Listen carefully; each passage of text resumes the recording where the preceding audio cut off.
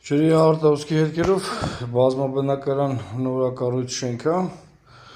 ունենք սենց արտահայտված պատկեր, տունը վարձակալությունով տված ա եղել, պատվիրատուն չի կարողացել մտնել ա ու հայտնաբերել ա սենց վիճակ,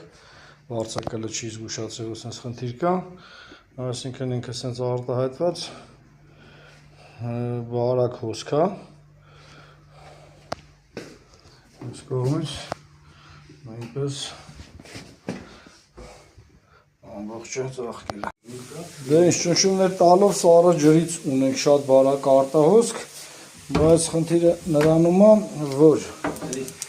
ջրաչափական հանգույցից մի թեթև արտահոսում է, այսինքն ֆիլտրից, այսինքն շատ դժվար է համադրել կորուստի քանակը այս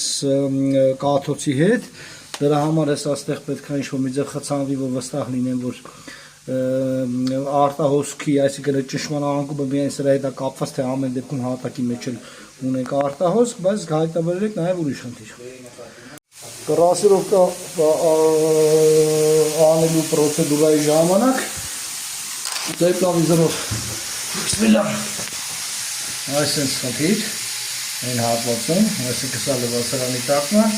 դուստան մի խնդիր։ Սա էլ մեր հոսքը, այսինքն այդ գոֆրեից